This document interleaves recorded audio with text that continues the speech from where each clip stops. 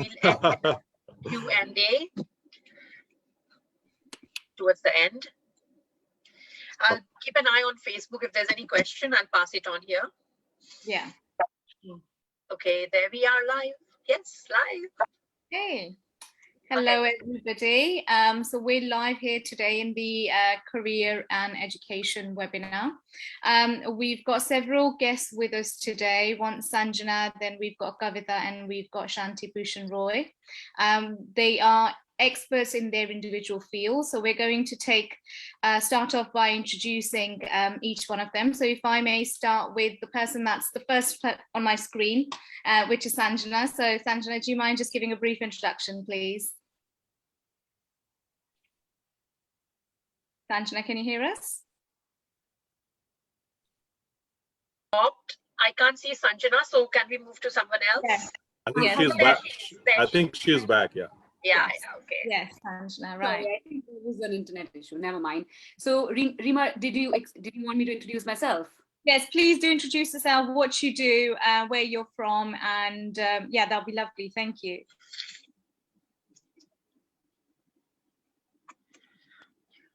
Sanjana's camera is playing. Yeah. Shall we move on to Kavita? And then okay. we can come back to Sanjana. Kavita, do you mind just introducing yourself, please, and what you do and how you got into where you are today? Yeah, hi everyone. So yeah, I'm basically from the IT industry. I'm still working as a technical writer in the IT industry, but my passion took me to jewelry, in fact, multiple courses, because I wanted to teach a lot of skills to the women in the village.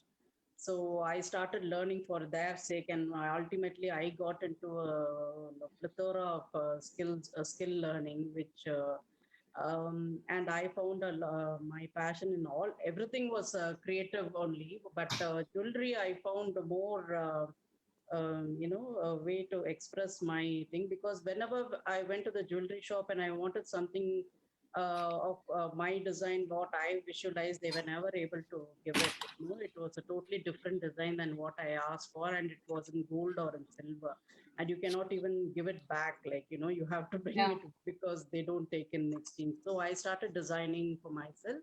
Oh, that's and yeah, and in UK, I started a company called Carlin Perula for jewelry, but I did a big mistake of not studying the market before I started.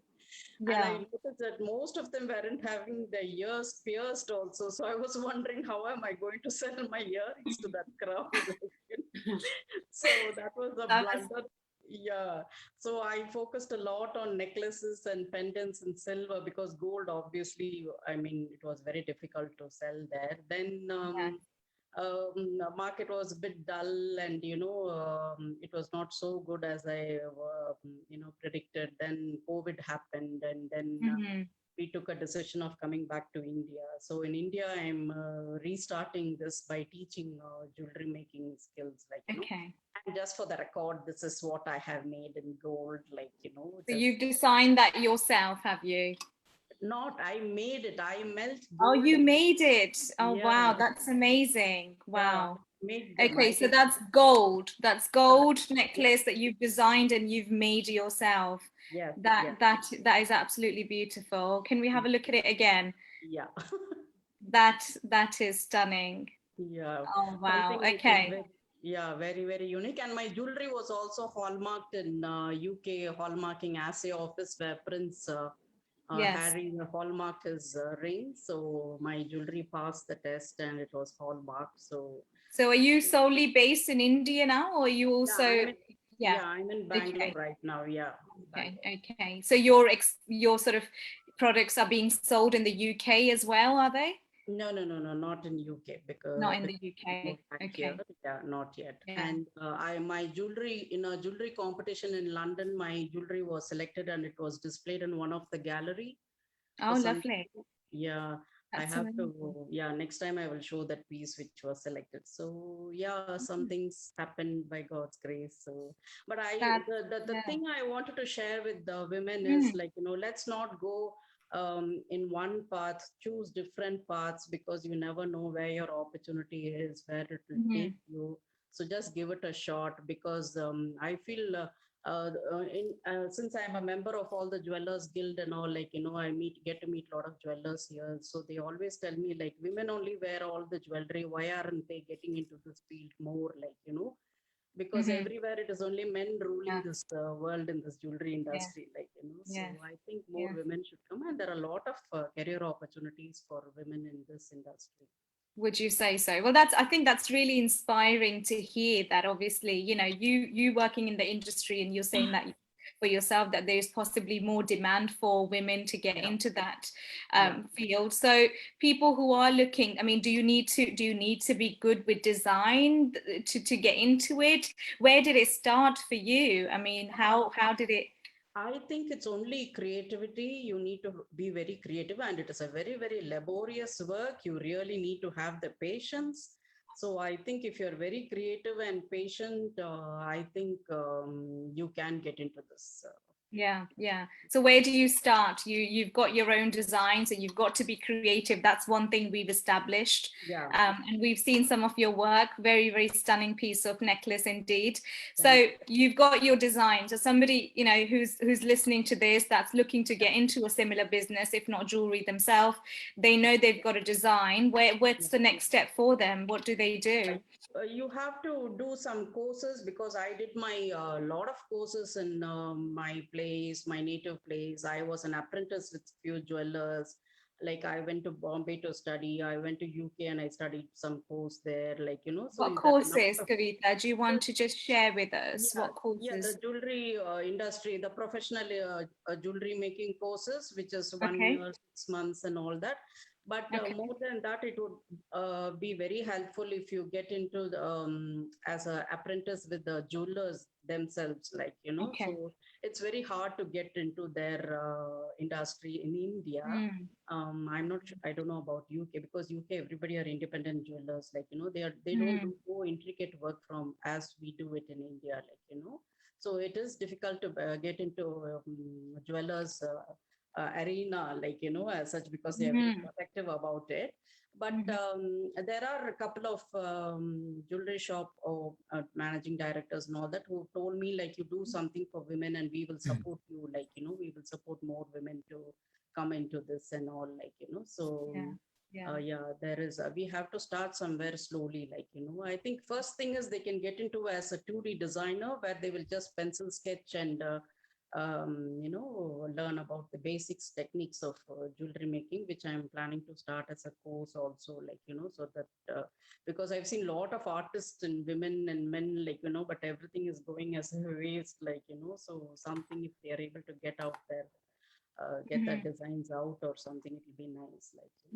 Yeah. So you've got to, basically what you're saying is that have a creativity side to yourself, get into a jeweler where you can train, become an apprentice, and then you obviously learn on the job, and then either you've got the choice of going independent, or you continue to get a paid job with that jeweler. That's okay. So it's obviously a very difficult market to go independent, I'm assuming, Kavita. I think so, it is, but you can start with your friends and family, and your jewelry you can design. That itself will make a lot of difference. Like, your piece will be very unique, because whatever comes into the market, like almost all the jewelers will have it in India, like, so you cannot really call it as a unique piece unless you go for a Sabyasachi or Amrapalli or something like that. Yeah. I mean, are there any accreditations that your jewelry needs to pass, or any marks that it needs to have for it to be sold? And can you tell us about that? In UK, if your jewelry is gold, if it exceeds 1 gram itself, you need to have it hallmarked. And if it is silver, if it exceeds 7.25 or 7.5, I think 7.5 grams, it should be hallmarked as silver.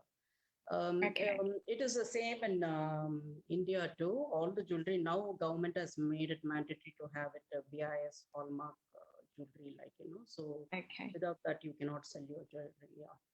Okay, and how do you go about obtaining that? Is it as something you've got to apply for?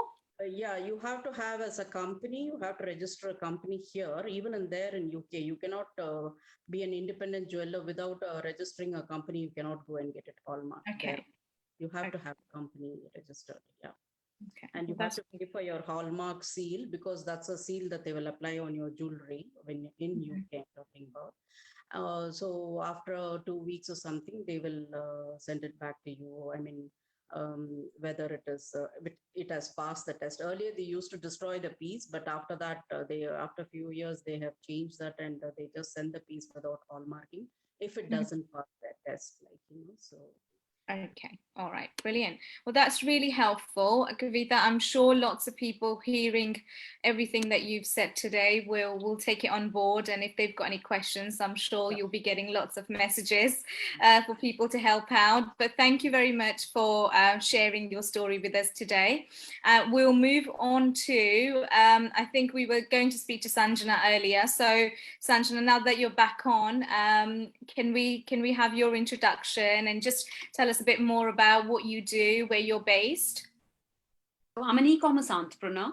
I do a lot of mentoring. I'm a speaker, but most importantly, I'm a mother and founder director at Verdure Plus. So we have a couple of e-commerce stores, which means we sell online. When I started in 2012, I started selling health and personal care products. But since then, I've expanded my range. I've invested in jewelry. Silver jewelry was something which I was always interested in. And me and my mom, we love designing and also making jewelry. So got that from my mother. And so did invest in that, started selling some jewelry online. And the third thing, which I've started recently in the pandemic, is I've got into technology products because that's one thing. So during the pandemic, there are lots of home offices which have come up, but also people have invested heavily on expensive mouse, keyboard, because that's what they have been on. We all needed it during the pandemic. Yeah, we all needed it, but also you can't spend the money on an expensive handbag because you're not going out anywhere. So that's something people invested in. People like to spend on themselves, treat themselves, and that's what they did during the pandemic. And so I focused on increasing my technology range. So they are the three lines I focus on now, and obviously open to anything else in the future. I'll keep new. So I'm a reseller. I buy and sell. So anything which interests me, anything which attracts me, yeah, definitely I'll go for it. So that's what I've been doing since 2012. 2012. Yes. That's amazing. So where did it start from you? So was it a case that you followed on in your mother's footsteps, or where did your interest? What's your background? So my background is I did my management course. So basically, I learned how to market. That's what marketing was my forte. And but I think education is important, but I think bringing up is more important than education. So I was brought up in a family of entrepreneurs. My father is a very successful entrepreneur. Everybody in my family had there was business in the blood, basically. So everybody was doing something exciting, something new. So when my daughter was 2 years old, that is when I decided that I'm going to work for myself, and that's when Verdure Plus was born. So this online venture it's very close to my heart because I've had my daughter sitting in my lap while I was packing orders and dispatching them, and can't forget those days from there to now, where she's just started secondary school, and I have more time for myself and to give to the business. It's been a very long journey, and to be honest, I think I'm very inspired by my father, but also I think my mother is the one who taught me many important skills in life, like networking, learning from other people and learning from other people's mistakes, and all these things were taught by my mother to me. And I think I like to play gratitude to both my parents, for this amazing teachings they have given me in when I was living, and even now through Facebook and through Zoom. But yes, it's exciting when your passion becomes your career. So all women love shopping. So what I do is people these days actually enjoy what they do. So that's really good to hear. And I think it'd be interesting for the audience to know as well, sort of if you tell us what are the pros and cons of somebody who is just looking to start their online business or get into e-commerce, you know, are there any tips that you can share with us, or any things, pitfalls that you can advise that people avoid, that you've gained in your experience? I think the main thing, many people come to me and say, oh, teach us how to sell online. And I always tell them, what's your product? So the product is the king, really, in online selling. So you may have everything else right, but if your product is not right, then it really doesn't help. So yes. I think the king is the product. So I always tell people, go and find the product which you're passionate about, you have knowledge about, and you think which has got a market, you know, whether it's a niche market or a mass market, whatever it is, but there is a market for that kind of product. So I think the key thing is to look for a good quality product, which people will appreciate, which people will invest in and buy. And then selling online is just like retailing. It's just one channel. It's a distribution channel, like how you have a physical shop. So then you also have an online shop. So it's not any different to selling in, you know, so when you go online, there's display, right? In the same way, in an online store, you display your product and you put a price, and, you know, you sometimes give a discount or you don't give a discount. And, you know, this is how you sell. It's the same thing. So really, there's no rocket science to selling online. But I think the key thing is that you choose the right product. Whatever jo dikhta hai wo bikhta hai. You make sure you take good pictures and you put them online. The description has to be extremely robust. People need to know what they're buying and what they're getting. And especially when it comes to customized products like jewelry, it's very important to have really good descriptions. People will ask you, what is the size of the chain? How big is the pendant? So all those description really needs to go into.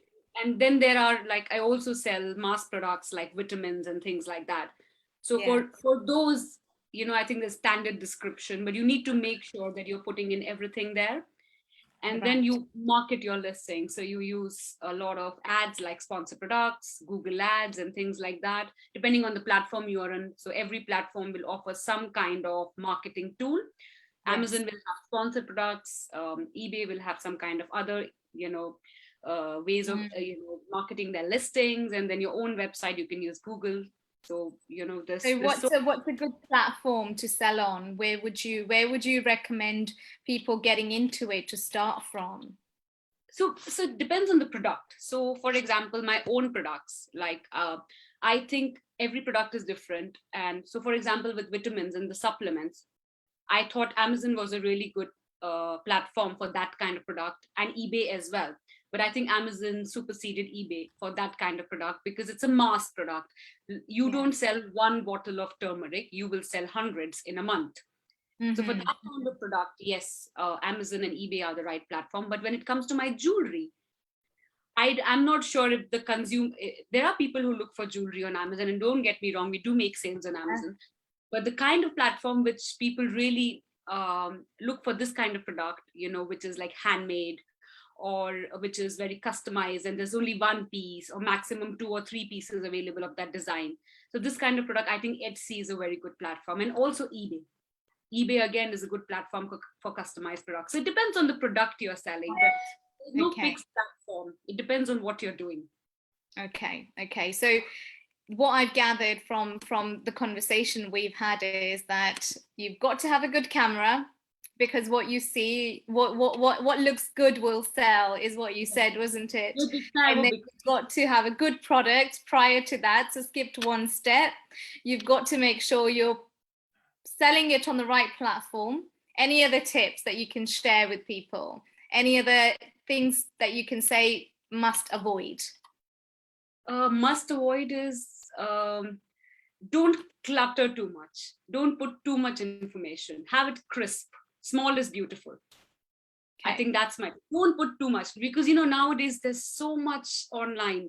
There's so much information. People are spending so much time on their phone. They just want to know 1, 2, 3 points about the product, and that's it. So don't clutter too much, you know, keep it crisp. Brilliant. Thank you so much, Sanjana. I'm sure people watching this will really, really find this information that you've given us today useful. And I'm sure you will get lots of messages, people asking you for tips. So maybe we'll have to have another detailed session about how to go about e-commerce. So I will move on to Shanti Bhushan Roy now.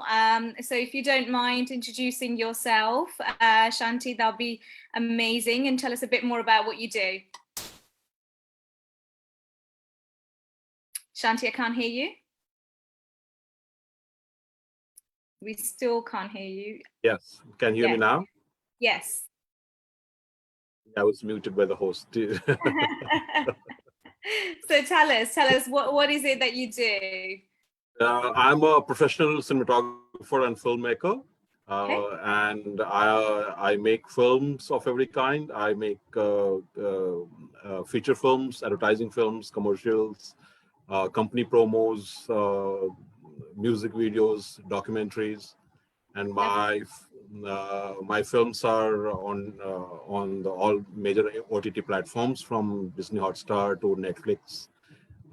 And it has been widely one of my films, which was also shortlisted for Oscars 2014, was called Ballad of Rustum, and it also won many awards worldwide.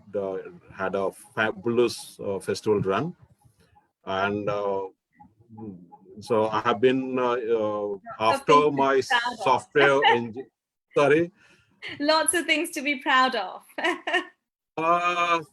It's a one small step we are taking daily, and it's a small journey which we have. God has been kind, and we are still moving forward. And we are still feeling that the best is yet to come, and and creativity has no boundaries. So absolutely, we are moving daily, and we are creating daily. We are keeping our morals high. In the time of pandemic, I always say the artists and the philosophers and the poets and the storytellers are the conscience keepers of civilization, and they always have taken civilization further. The business have taken the economy further. The conscience has been taken forward by the artists and philosophers.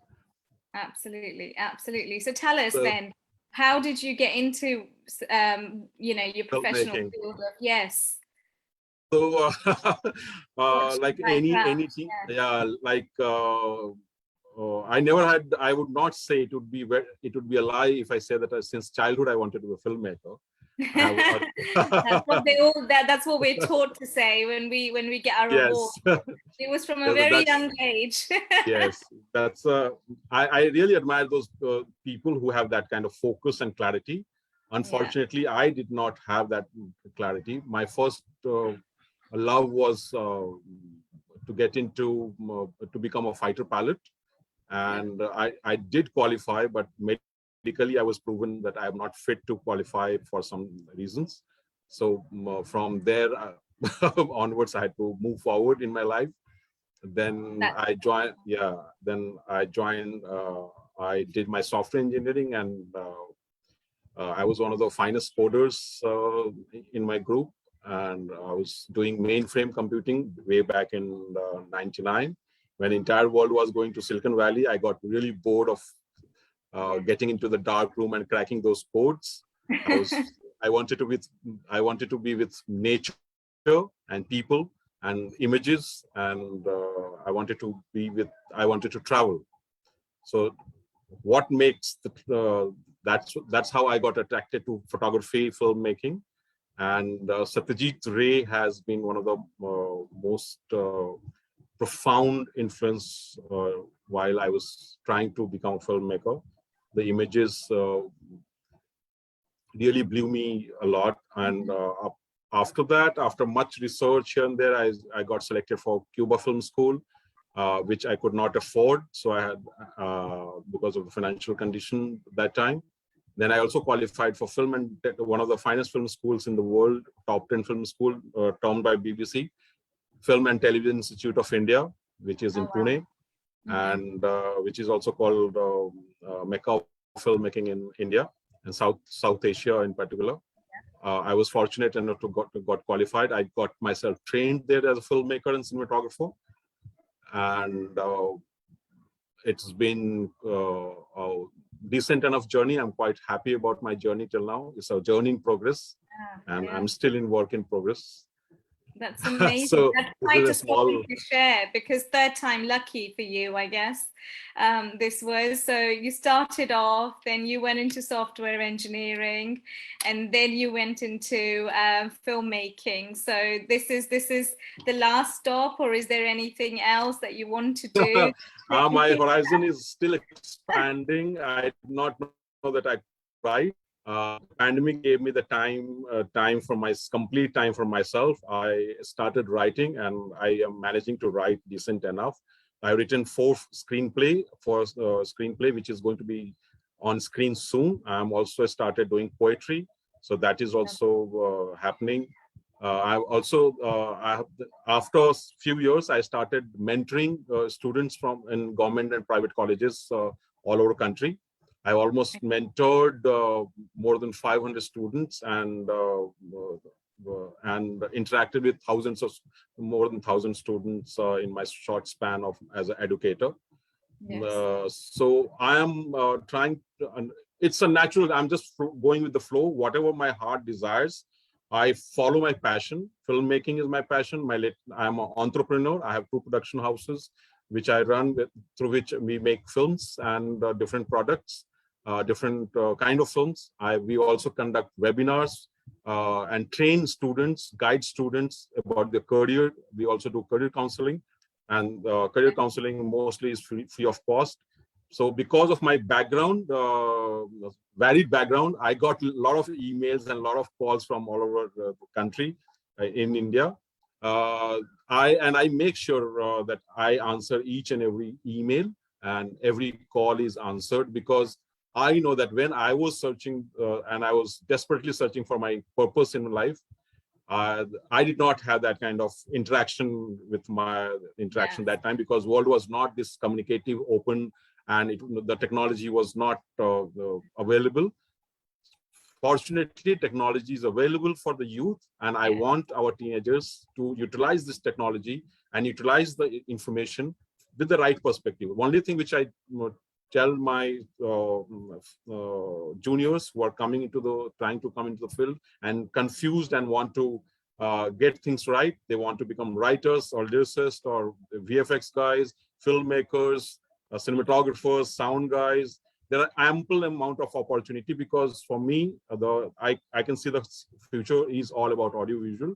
And this is a very good time for creative people to be here right now, because it's a merger of technology and creativity, because everybody, earlier there was a clear demarcation of creative people and the corporate people. Now those markings and linings have become very, very thin. It's an intermingling because of Instagram, because of TikTok, because of everyone, Facebook and Microsoft, LinkedIn. Every multinational corporation have their audio-visual division, and that is the way you interact with your audience, your customers. So you need to upgrade your skills and become, it's an important life skill to become photographers or videographers. So Shanti, tell us, if for people who are watching and looking to get into filming, where did they start? What's the first step that they should be taking? We have signed. I'm also one of the propounders of visual literacy program in India, which is one of its kind in the world. And and I've termed it audio visual literacy mission. It is almost the same kind the way it was done early 1980s, when India was trying to be literate. So my target, my vision is to make not only India but the world visually literate, and because the kind of audio-visual information which we are soaking in and consuming on daily basis, we need to have right perspective. For that, you need to learn the right grammar. It's like the same way Ren and Martin taught us right English grammar. The same way we need people like me and many other people. And so I mentor teachers as well. to educate their fellow students. So to answer your question, the right age to start audiovisual as a career, you have to start, because technology is available, the knowledge is available. You can start as soon as high school. Okay, because so because you have smartphones at your disposal. They are very, very intelligent devices. They are not ordinary devices. So you're suggesting that people should start early on and use technology as a tool, as opposed to sort of letting technology use us. So use it as a way to learn. Is that what you're suggesting? People should use it to learn, and then obviously is there a degree that they need? Are there courses that they need to be doing to get into the field? Tell us a bit more about that. Yes, so there are many institutions worldwide nowadays, and their basic qualification had become. They have reduced their basic qualification from graduate degree to 10th and 10+2, which is 11th and 12th. So there are many institutions around the world and around the country. Every university is equipped with the courses which through which they can train themselves and choose the right stream. Filmmaking is a broad stream, mind you. It's a very big, broad stream. And in that, there are 20 different streams. And if you do a generic course, that gives you an idea that you can, which particular stream you want to get into. Okay. And in that, you can pursue a second degree where you can go for a specialization. And after that, world is your limit, the sky is limit. You can get into anywhere. And after that, it's your talent, it's your hard work, it's your perseverance, which makes you go wherever you want to go. That's really helpful. That's very helpful. I'm sure people will make use of that information. And of course, to the listeners who are in the UK, I'm sure there will be similar sort of structure to people here. Yes, London has, because we keep on having local culture, the cultural exchanges.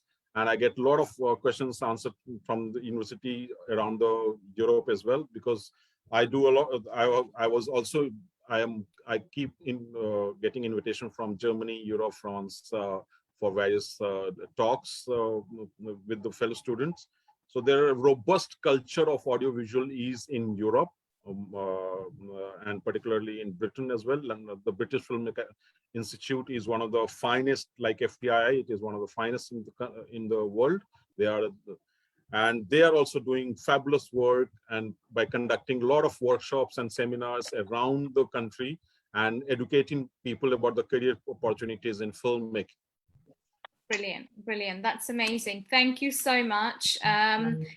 That's been really helpful. I'm sure, well, it has been very insightful to me, and I'm sure people listening here today will find it very useful as well. So thank you for your time.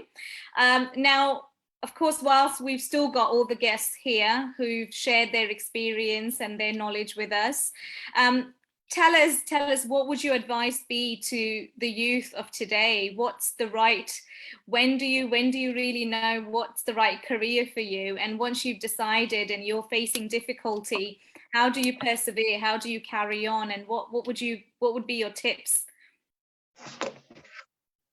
Many questions in one. You can answer whichever one you want to. Advice to the youth is that go with your gut feeling, go with the heart. It always has a larger role than the brain sometimes. Of course, skills are important, but if your heart is there, you'll develop the skill automatically very easily.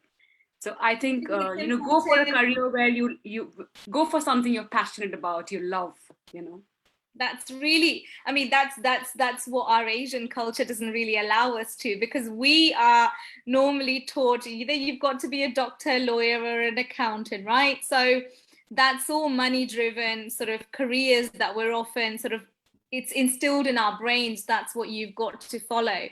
Now, do you say it's about money, or do you think it's about titles? Do you think it's just solely got to be where your heart is? All of those other things will follow naturally. I think if your heart is in a place, then the money, the titles, and all those things will just follow. They are just the residue of, the hard work you'll put in for, if your heart is there, you'll put everything in that place, right? The profession, you'll put your blood and sweat into it. So automatically, the titles and the money will all follow. So I Yes. think where your heart is in. I think another sort of interesting question here is, because of course the group in itself is inspiring Indian women. So that's what we're looking to do. We're looking to inspire women now trying to get into work after perhaps a long gap of being off of maternity, or whether it's other issues that they've had to go through in their life and they just don't know where to start. So what would your advice be to people, to women wanting to get back into work after a big gap? Where do you start, and how do you find that motivation to get back into work? Yeah, can I answer that? Yes, Kavita, please. We'd love to hear your views. Yeah, so what happened? I mean, I told you that I was a technical writer. I am a technical writer even now, but I have around 21 years of experience in that. So initially, after 10 years, I took a break of 10 years in between, because I wanted to pursue this jewelry industry, and I was traveling, shuttling between India and UK and all that. I was doing all this.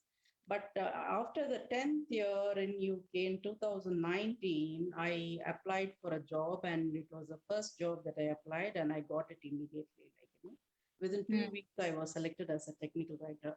What I was doing is, though I took a gap, I had a gap of 10 years, but I've never stopped updating myself in the field of technical writing.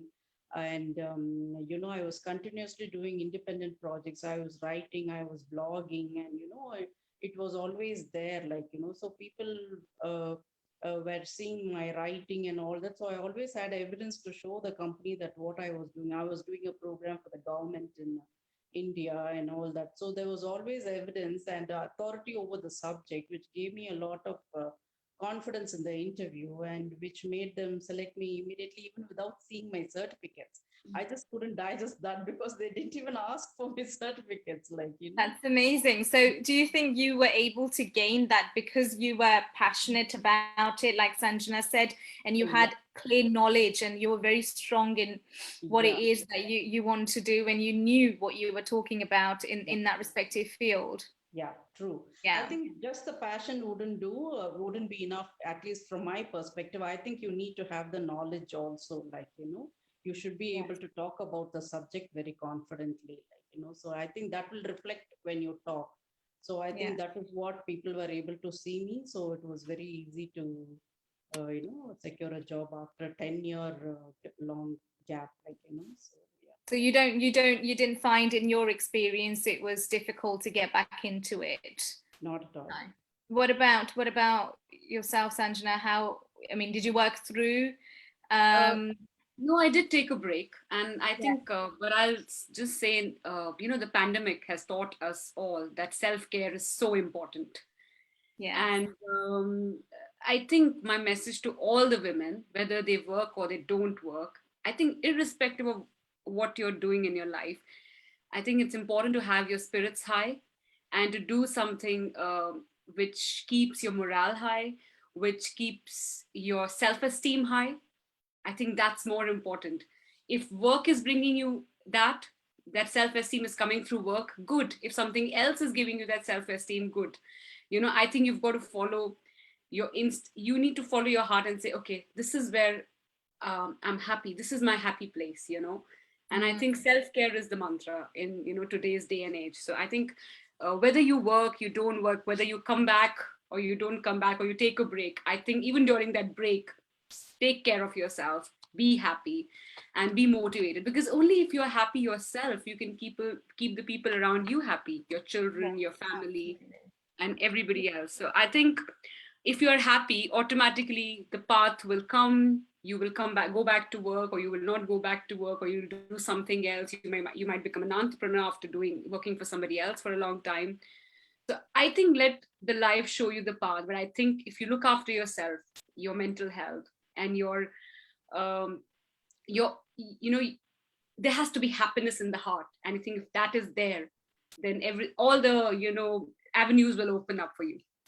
And I think so that the key from your experience would be to be happy, and then when you try and get back into work, it will naturally reflect in you as a person, and then you find that it's easier for people to actually see that.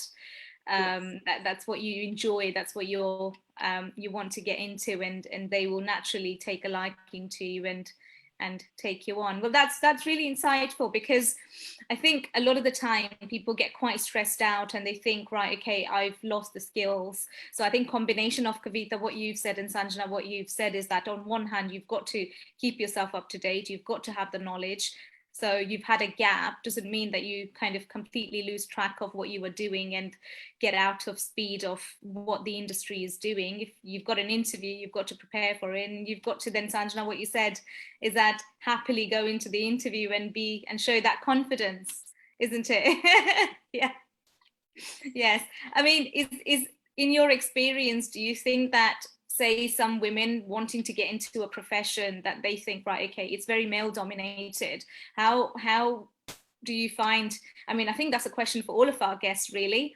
How do you get past that fear or that sort of stereotype? Can I do this? Can I not? What will people say? That's quite a big one, isn't it? I think one must not have any reservations for something like this. If there's a male colleague, it's just another person, whether it's a male or a female. You just have to look at them as another person, and we've got to stop wearing these goggles of Female. I think sometimes we carry this, women carry this bias themselves, and I think we should get rid of this bias. We should just look at our colleagues as colleagues, and that's it. And as a board member, not as a man or a woman. Yes, yes. And just look at them as a skill set. They come with certain skills on board in that meeting or in that place. And I think that is what, if you start doing that, you start appreciating whether it's a woman or a man. And I think even a man should do the same thing. The bias should go away. You should just look at a person as a person, not as a man or a woman. Yes. So not have any inhibitions about the profession. Can I say something here? Yes, absolutely, Shanti. Because I come from the industry which is primarily very male dominated per se. And so in my practices, unfortunately, I'm sorry, I'm talking too much about but so I've seen that the bosses, the male, don't take orders from women quite. And that comes from conditioning, like Sanjana rightly said. The goggles, the inhibitions, and the stereotyping is from both sides, and it is for individual. That is number one. One should not lose their economic, emotional independence. That is number one. Because unless you are emotionally independent yourself and you don't seek validation from the other person for everything will stop there.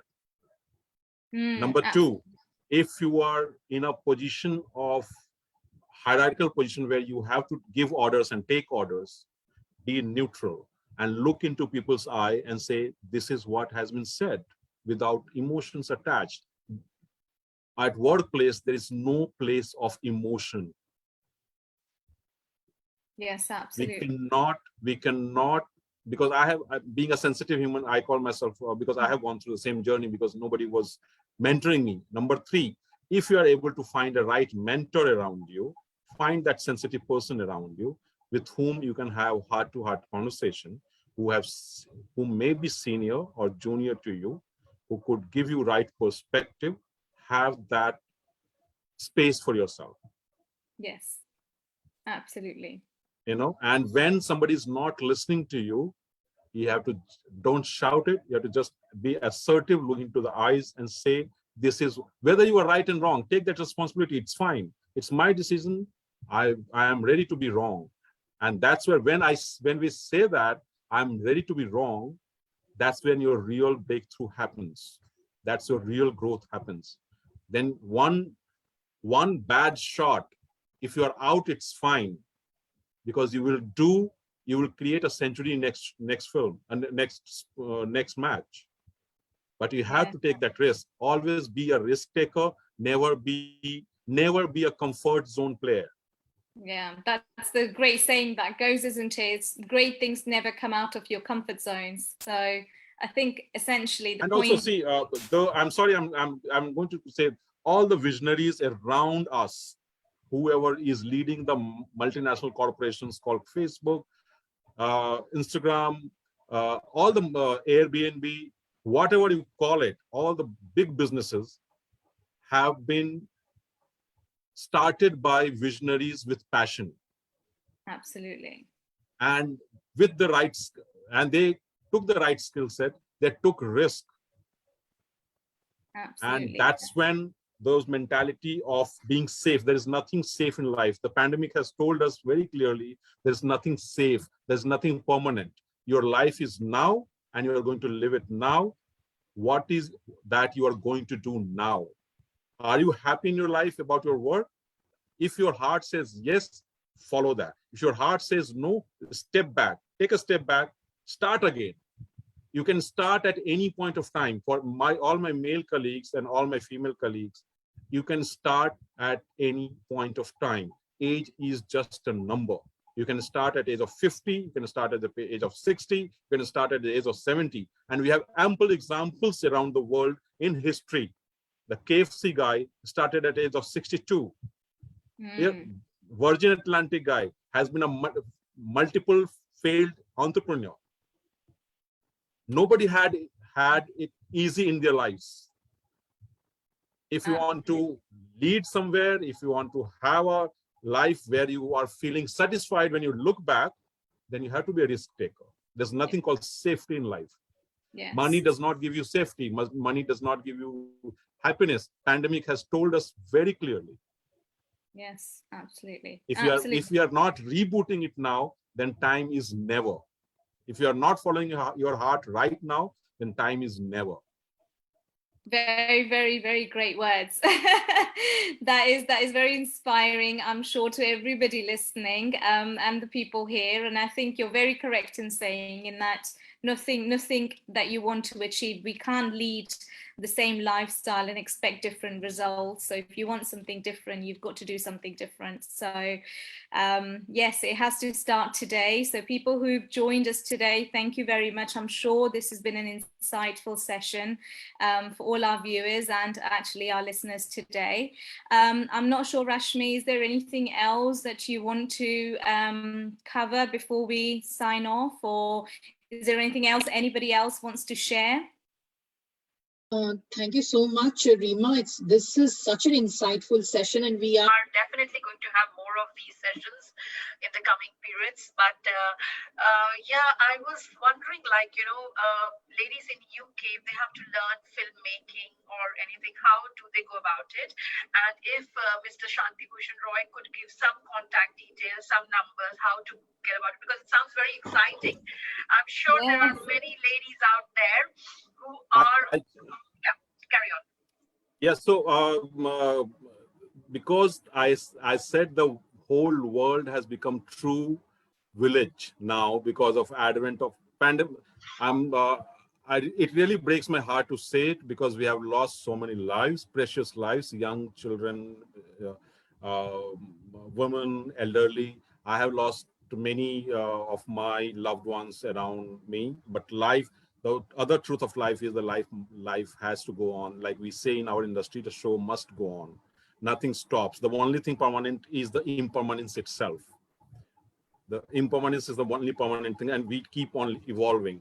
So in these pandemic times, while I was volunteering, that's how I know you guys, because I was volunteering for COVID relief, and that's how I came in touch with the Indian Inspiring Women. And thank you for doing this fabulous work, going out of the way, putting yourself out there, doing for your country. Just really my salute to you guys. uh, and as far as filmmaking is concerned, the one more discovery which I did during this pandemic time, that I started doing a lot of webinars and capsule courses. So I've designed for entrepreneurs and for professionals short-term courses, and I'm available. I answer each and every message on my Instagram ID, which is called Shanti Bhushan DP. I'll just type it on the chat box. My website is also Shantibhushan Roy at shantibhushanroy.com. As far as filmmaking in Britain is concerned, there are many workshops being conducted by BFI and many other institutes, and they are doing fabulous outreach programs and online programs as well. I'm also doing in association with many institutes around the country, and because it is world has become village, so we can access any information at any point of time anywhere. So please feel free to reach out to me for any help. If I would be of any help, I do like Sanjana was saying, that click a right picture. Then what is that right picture?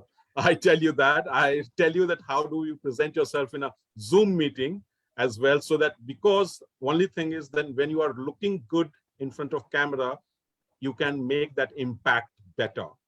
It applies to, I take seminars and workshops for school teachers as well, because their students are away and they have to get heard and they have to make that impact. So how do you make that? So entire audiovisual communication has become so powerful in our lives that you need to understand that dynamics of the speaker and the mechanism called camera and the language, what it does, where you have to place yourself in order to speak so that you get the right message across. So whatever help I could be of to impart my knowledge, training,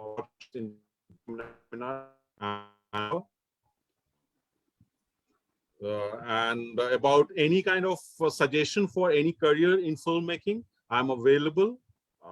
Whatever help I could guide to anyone, male, female, girls, boys, any gender, I'm here. Fantastic. We now have a pool of all experts, whom we can, refer to. Sanjana, we want you to be part of IIW outlet and help the entrepreneurs to upload the right picture, how to go about it, because outlet is free for 3 months, and after 3 months, annually just £50, because we need money to promote it as well as maintain the website. So, Sanjana, we want you to for that. And also, how does one connect with you? Any number, any contact details? So yes, I can put down my mobile number and my email address on the chat. You can say it loud for the FB viewers. Sorry? You can say it loud for the FB viewers, because we have more viewers on FB. Yeah, so you can contact me on my email address, and my email address is sanjanakarnani@wordyourplus.co.uk. And I'm happy to take any questions about selling online. I would love to mentor more and more women and also men on selling. And honestly, it's always great to connect with people, because when you're mentoring people, you're learning so much yourself and you're growing yourself, and that's what I like to do. And I think feel free to contact me through Facebook or through through my email, and I'll definitely answer each and every one of them. So thank you very much. And last bit for Kavita, we want you to actually hold a workshop for us where you can teach, how to make jewelry, actual workshop, and we would love to have it. And also, if somebody wants to go for one-on-one training, then also just let us know your number. But we want to see how you actually do it. Okay. Yeah, definitely I can do that, and I can also teach some bits of manual jewelry designing, so that they know what they are, because that is the basic before you start actually making it. So yeah, I can give some inputs on that. So my India number is 63844569998, and my Gmail ID is vigneshkavita@gmail.com. Okay, if you could write it here also for people, anybody who can connect with you. So that sounds brilliant, right? We have people, experts in their own field. How lucky we are to have been able to get such individuals who could actually influence women towards self-reliance. Rima, what do you say? Absolutely. I think it's been really, really insightful to hear everybody's stories today. And I'm sure many people listening or who will watch this later on will learn so much from all of your experiences. And I think we've had some really valuable lessons from all of you in your individual fields, because a lot of the times I think we do limit ourselves quite a lot. So I think it's live examples like yourselves that we can learn from. So it's been absolute pleasure to speak to all of you. And, yeah, I would also like to just welcome Ritu Sharma here. She has an organization called Kaushalya UK. And Ritu, we would be very happy if you could connect the ladies in Birmingham with the experts here and get them onto some kind of a training or workshop. Isn't it, Ritu? That would be wonderful, Rashmi. Absolutely. I'll connect with you. Let's speak about this. Definitely. Yes. Why not? Okay, so her Kaushalya UK is doing great in Birmingham as well as all other parts of UK as well. Okay, so Rima, the last words, and we can sign off now. Thank you so much for being a wonderful host.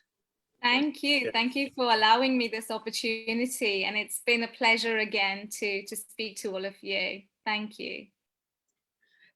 Thank you so much. Yes, anything else?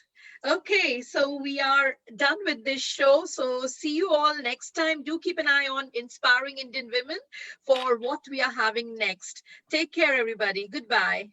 Bye-bye. Thank you. Thank you, everyone. Thank you so Thank much. you so Bye. much. Thank you very much. Thanks Bye-bye. a lot. Okay, bye.